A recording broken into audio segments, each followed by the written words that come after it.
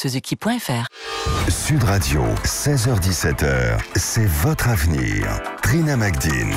De retour sur Sud Radio, bienvenue si vous nous rejoignez. Vous pouvez nous appeler si vous voulez savoir ce qui vous attend à l'avenir et poser vos questions à notre voyant médium Alexandre Delovan, 0826 300 300. C'est d'ailleurs ce qu'a fait Sylvie qui nous rejoindra dans un court instant et qui veut savoir si la compagne actuelle de son fils est responsable de son changement de comportement et si c'est une personne toxique. Mais d'abord, on va s'intéresser à notre thème du jour. Alors, comme je vous le disais en début d'émission, vous avez été nombreux à nous demander sur le groupe Facebook C'est votre avenir de parler de la communication avec les animaux décédés. Donc Alexandre va tout nous dire. Oui. C'est Alors, possible ? On peut se poser la question de savoir si c'est possible ou pas. Oui, communiquer avec un animal décédé, c'est tout à fait possible, Trina. Alors, par ce biais, on peut lui demander comment il va, où il se trouve, comment a-t-il vécu sa transition et son passage, et puis si aussi il a un message à transmettre.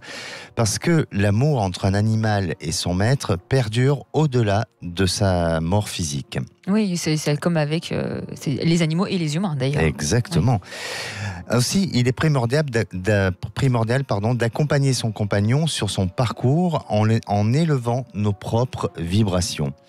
Alors cela signifie qu'il ne faut pas s'accrocher à sa perte en restant dans la tristesse, voire le chagrin, ou même toute autre émotion lourde comme la culpabilité ou le remords, parce que là, on n'aide pas l'animal à pouvoir s'élever. Le plus beau cadeau que nous pouvons lui offrir est de l'entourer d'amour et de paix et lui permettre de rejoindre tout l'autre côté de la rive.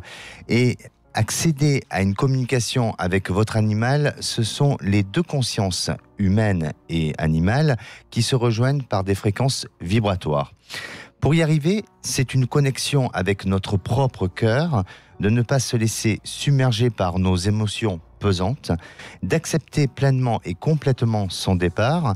Et puis, on le fait par méditation et visualisation. Il faut laisser venir à nous des ressentis qui se manifesteront dans notre corps, des images et même des odeurs. Et à partir de là, il suffira tout simplement d'envoyer une belle énergie de joie et de gratitude. Même enveloppez-le d'une belle bulle d'énergie rose pour lui témoigner... Visualiser cette bulle. Voilà, d'accord. Exactement. Pour lui témoigner des encouragements et aussi votre amour. Et puis, ouvrez votre cœur pour que son évolution se fasse encore mieux. Et vous sentirez qu'au fur et à mesure, cette communication va se faire avec des messages, des signes évidents ou même des manifestations qui peuvent très bien se faire autour de vous. Alors, juste une petite parenthèse, c'est que généralement, on dit dans des statistiques qu'il faut attendre quelques semaines, voire 5 semaines, le temps que cette évolution se fasse sur le plan vibratoire et pour être bien en phase avec les fréquences de votre animal. Et puis aussi, sachez que le chat, lui, a une capacité à nous élever quand on est en méditation ou aussi quand on est en décorporation astrale, parce que le chat est là et il a la capacité à ressentir et à voir les entités négatives et même à les chasser. Et n'hésitez pas, si vous voulez réagir sur le sujet, à nous appeler. Vous êtes les bienvenus, 0826 300 300. Sylvie nous a rejoint. Bonjour Sylvie. Bonjour Trina, bonjour Alexandre. Bonjour. Je suis ravie de vous avoir en direct. Écoutez, on est ravis de vous avoir aussi. Donc vous voulez savoir si votre fils n'est pas avec une personne toxique, c'est ça ?